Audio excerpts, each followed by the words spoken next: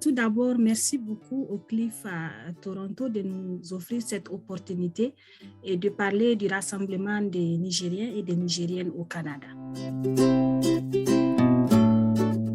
Moi, c'est Maïmou Ali et voilà, je suis au Canada, je vis à Toronto depuis 2018. Je suis une grande passionnée des activités communautaires, raison pour laquelle, dès mon arrivée, j'ai tout de suite intégré le rassemblement des Nigériens et Nigériennes au Canada. Et actuellement, je travaille chez Oasis Centre des femmes en tant qu'agente de liaison communautaire, prévention et sensibilisation, naturellement en contact permanent avec la communauté.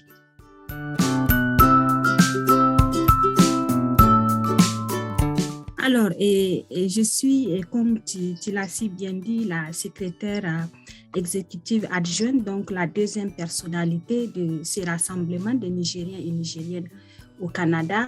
Et c'est une association qui a été créée depuis 1990, mais qui a été incorporée à partir de 2006. Et nous avons la grande assemblée générale qui regroupe tous les Nigériens et Nigériennes qui se sont inscrits au niveau de l'association. Nous avons également le bureau exécutif constitué de 9 membres qui assurent le fonctionnement, en tout cas de l'association, et qui se réunit tous les mois pour débattre des activités, de l'état d'avancement du plan d'action, parce que chaque année, nous élaborons un plan d'action et nous essayons de le mettre en œuvre. Nous essayons également de voir comment prendre en compte les défis et les préoccupations quotidiennes des Nigériens au Canada. Vous savez que pendant la période de Covid, c'était extrêmement difficile. Heureusement que cette association existe et ça a permis aux Nigériens de rester en contact, de sortir, en tout cas de briser l'isolement parce que tout était fermé. On était obligé de continuer nos réunions, de continuer à socialiser via tout ce qui est virtuel. Et nous organisons tous les mois des rencontres pour que les Nigériens et Nigériennes puissent se retrouver et parler et échanger et continuer à garder les relations. Nous avons également pas mal d'activités qui sont autour de l'association telle que l'école des langues. Donc ça, c'est une initiative que nous apprécions beaucoup parce que ça permet aux enfants, aux jeunes qui ont grandi ici au Canada ou qui sont nés au Canada de continuer à apprendre nos langues maternelles du pays, mais aussi c'est l'espace aussi pour un peu continuer à partager avec eux nos valeurs culturelles.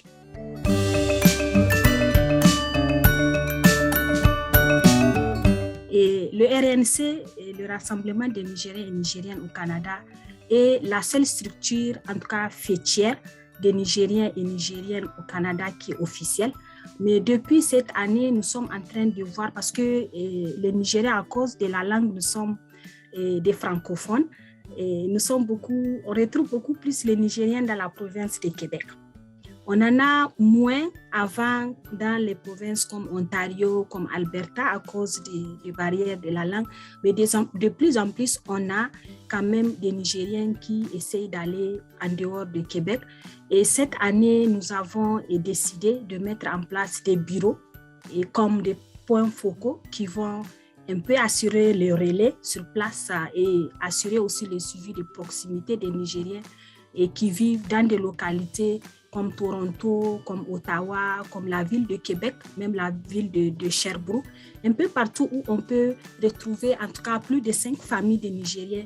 Des comités sont mis en place pour pouvoir aider le RNC et prendre le relais et toujours continuer à créer ce cadre pour que les Nigériens et Nigériennes puissent se rencontrer et échanger.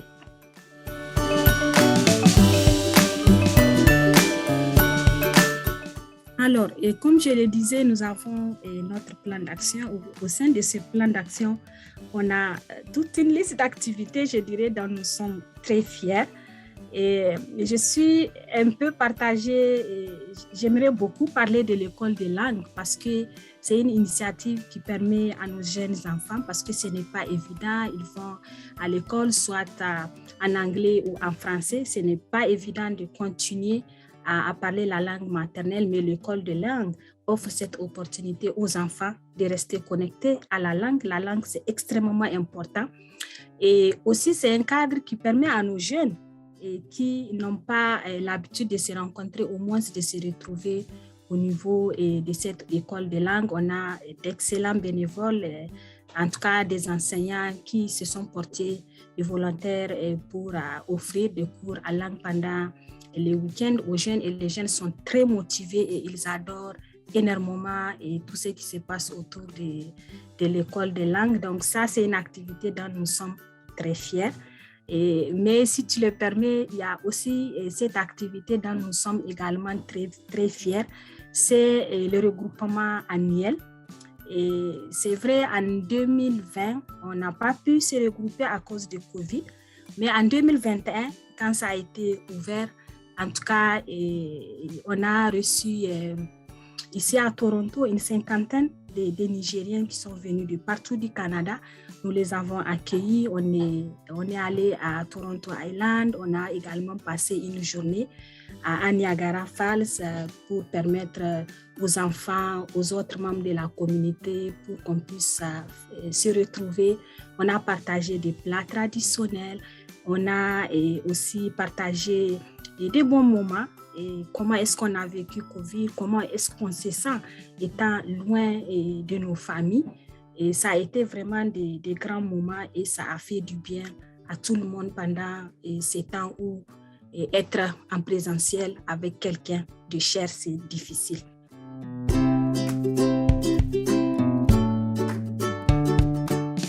Oui, le RNC travaille en collaboration avec le ministère des Affaires étrangères et des Nigériens au Canada. Nous avons de très bonnes relations de collaboration et nous jouons un peu l'interface. Le bureau du RNC joue un peu l'interface entre les Nigériens au Canada et notre administration, parce que malheureusement, l'ambassade du Niger à Ottawa, ça fait quelques années. Et donc, ça a été fermé et nous dépendons de l'ambassade du Niger à Washington. Et c'est un peu très difficile de gérer certaines questions administratives telles que le renouvellement du passeport, la carte consulaire et également certains documents tels que l'authentification du permis de conduire et autres également documents de voyage ou administratifs. Donc, le RNC étant reconnu comme la structure officielle, et en tout cas, nous avons beaucoup de facilité à pouvoir aider les Nigériens qui sont dans le besoin pour pouvoir avoir les papiers dont ils ont besoin et que ça se passe vraiment de façon très rapide, parce que parfois, s'il faut le faire de façon individuelle, ça prend énormément de temps, mais à travers le RNC, nous organisons quand même des correspondances groupées et pour que ça soit au niveau du ministère des Affaires étrangères au Niger, que ça soit au niveau de l'ambassade et que les choses puissent être suivies. Et vraiment, ça donne de très bons résultats. Et je pense que nos membres sont également très satisfaits des prestations du RNC.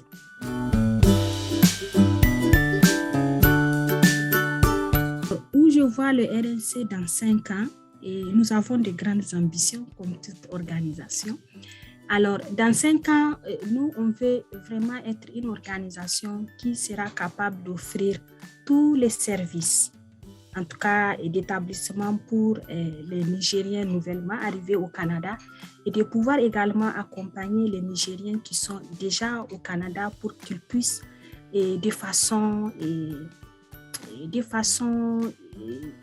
pour qu'ils puissent s'épanouir, pour qu'ils puissent vraiment réussir leurs projets d'immigration et continuer aussi à vivre et à honorer notre culture nigérienne. Donc, c'est ça, nous avons l'ambition d'avoir notre propre bureau au niveau de Ottawa, qu'on puisse avoir une équipe, parce que là, nous sommes que des bénévoles autour des activités et nous avons l'ambition, en tout cas, de pouvoir avoir une équipe de salariés qui va offrir différents services aux Nigériens et aux Nigériennes qui vivent au Canada.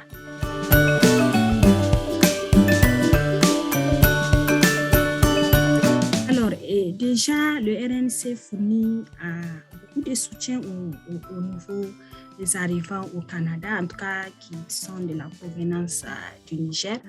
Et nous avons le soutien au logement.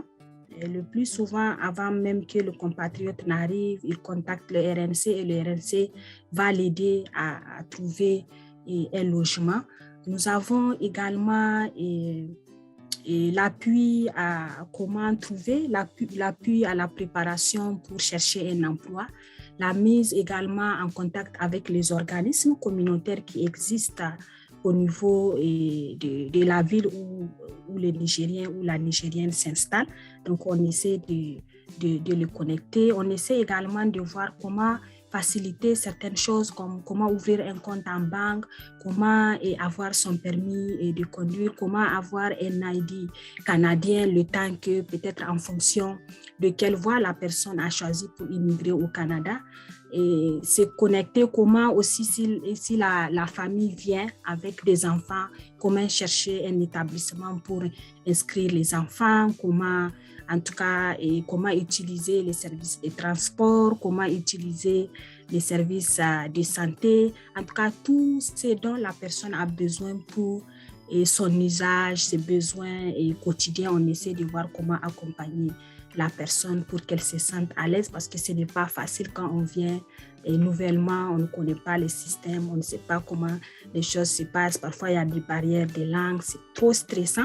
Donc, on essaie vraiment de faciliter cela pour que la personne puisse se sentir soulagée et puisse se sentir dans sa communauté.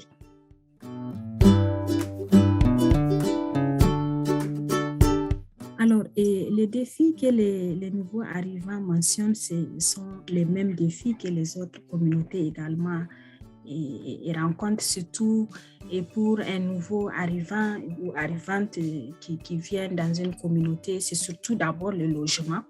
Et parfois, c'est extrêmement difficile de trouver le logement nouvellement arrivé. On n'a pas encore d'emploi. Et tout ce qu'on demande pour pouvoir avoir le logement, peut-être que la personne n'a pas encore ces preuves-là. Et là, ça devient extrêmement difficile. Ça, c'est un. Maintenant, deux aussi, et c'est également parfois quand les Nigériens ou la Nigérienne s'installent dans une ville où c'est l'anglais qui est la langue majoritairement parlée, ça aussi, ça devient un peu difficile parce que nous sommes des francophones. Donc, il va falloir apprendre la langue pour pouvoir trouver un emploi. Mais aussi, il y a ces difficultés par rapport à la déqualification. Et beaucoup de Nigériens, quand ils viennent ici au Canada, ils sont déjà diplômés, en tout cas, ils ont des diplômes universitaires dans divers domaines et professionnels. Parfois, la reconnaissance des diplômes peut poser des difficultés. Parfois, il faut retourner à l'école pour avoir un diplôme canadien, pour avoir une expérience canadienne avant d'avoir un emploi. Donc, ça également, c'est quelque chose qui n'est pas facile à gérer. Et voilà, et nous avons aussi quand même une bonne communauté des Nigériens et Nigériennes qui passent par la voie des étudiants internationaux. Donc, ils viennent par la voie des études. Parfois également, nous avons beaucoup de doléances des étudiants pour leur parcours, comment est-ce qu'il faut s'inscrire dans une bonne école, une bonne université reconnue pour qu'ils puissent avoir le permis d'études. Donc ça aussi, on essaie de faire tout cet accompagnement-là pour pouvoir aider un jeune Nigérien qui souhaite, ou bien les parents d'un jeune Nigérien qui souhaite l'inscrire au Canada et pour qu'il puisse avoir son inscription, pour qu'il puisse également comprendre quelles sont les étapes à suivre pour pouvoir avoir le permis d'études et venir et s'installer au Canada. Et maintenant, une fois au Canada, on fait le même processus pour l'aider à avoir un logement, s'intégrer et l'intégrer également dans la vie communautaire des Nigériens et Nigériennes au Canada.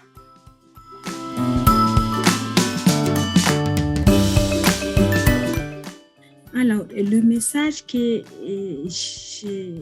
moi-même, en étant connu le processus et étant francophone, le premier message que j'ai dit, c'est d'abord, quand il s'agit de la communauté nigérienne, c'est vraiment de venir vers vers la communauté. Le RNC est là, il est ouvert et d'ailleurs, on a nos médias sociaux, notre site web, on essaie de donner assez d'informations aux personnes qui ont le projet de venir au Canada et dès qu'ils arrivent, nos portes sont grandement ouvertes pour que la personne, en tout cas, on dit à la personne, viens chez nous, nous sommes là et pour que la personne ne se sente pas seule et nous sommes là pour accompagner la personne.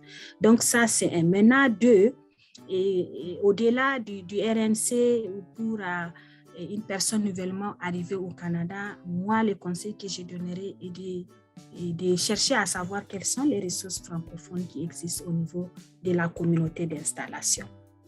Essayez de voir quels sont les services qui sont offerts pour les nouveaux arrivants, les services d'établissement. Essayez de voir quels sont les services d'appui à la recherche d'emploi et les autres également services pour que la personne puisse rapidement rentrer dans son processus et en tout cas réussir son installation sans beaucoup de stress.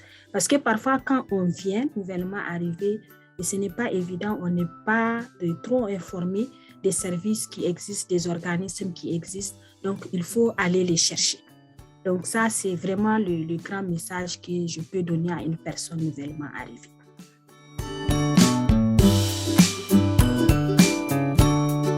Alors, pour Toronto, comme je l'avais dit, on vient juste de mettre en place le bureau de Toronto. Mais nous avons prévu, à la dernière réunion, on se disait, OK, la communauté nigérienne, on a toujours pensé, en tout cas, nos frères et sœurs qui sont à Québec, ils ont toujours pensé qu'à venir en Ontario, à Toronto, c'est un grand défi à cause de la langue. Ils nous demandent même, est-ce que vous travaillez en anglais et tout? Par exemple, moi, j'ai dit, je travaille en français et je travaille auprès de la communauté francophone également. On peut être francophone et travailler et mener sa vie en français à Toronto.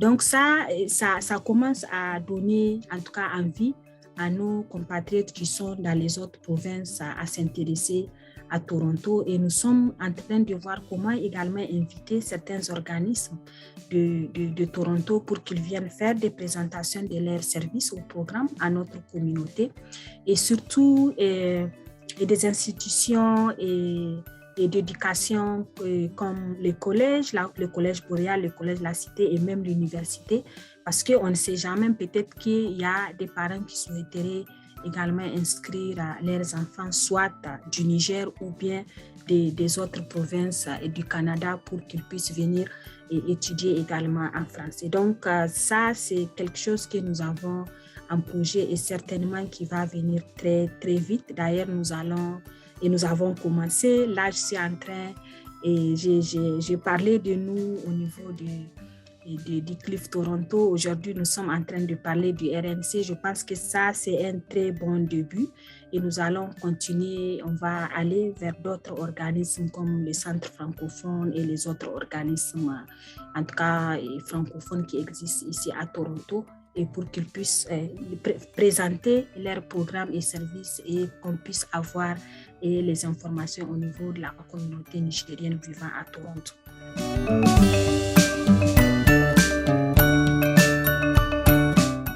Alors, les attentes du RNC, c'est surtout comment créer ces connexions, comment créer des liens de collaboration, comment également avoir des activités conjointes et comment nous allons bénéficier des services au programme des organismes francophones qui existent ici à Toronto. Donc, c'est ça le grand défi et c'est ça également les attentes que nous avons et nous pensons que nous allons engager du moins des bonnes relations de collaboration avec les organismes francophones qui sont à Toronto et qu'on puisse participer aux événements des organismes, qu'on puisse également avoir des Nigériens qui font partie de la clientèle des différents organismes francophones qui existent ici à Toronto.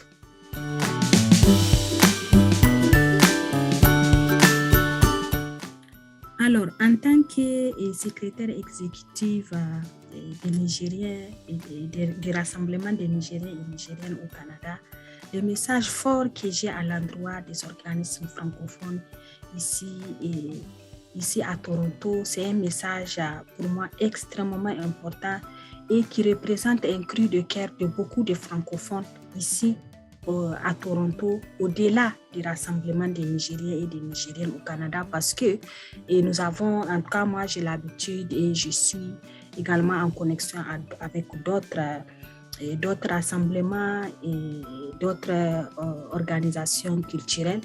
Et c'est cette ouverture. Les organismes francophones, ils sont dédiés aux communautés francophones. Donc, pour moi, c'est de voir comment est-ce qu'il faut donner assez d'informations pour que les communautés culturelles sachent que les organismes existent et qu'ils sont là pour eux.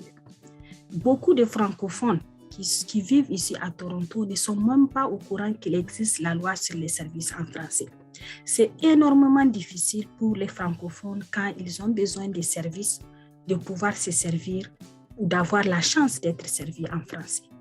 Donc ça c'est une grosse problématique. Maintenant, de l'autre côté, c'est les questions de l'emploi. Je peux comprendre que dans les organismes anglophones, c'est difficile. Mais au moins dans les organismes francophones, parfois, moi j'ai eu des témoignages où on me dit j'ai été refusée parce qu'on m'a dit que mon niveau d'anglais n'est pas bon. Je peux comprendre dans un organisme anglophone que cette réponse puisse être donnée à un francophone qui cherche du travail, mais pas dans un organisme francophone. Moi, je pense que les organismes francophones peut-être ont besoin d'avoir un peu plus d'ouverture pour que les francophones se sentent, je ne sais pas, soutenus, sentent que ce sont des organismes également qui sont ouverts et qui accueillent les francophones. Parce que même les francophones qui cherchent du travail dans les organismes francophones, on leur pose des problèmes de langue. Donc ça, c'est quelque chose vraiment qui me tient à cœur et je tiens à le partager aujourd'hui et je pense que ça va être pris en compte et que cela va être quelque chose qui ne sera plus un handicap pour qu'un francophone puisse avoir une place dans un organisme francophone.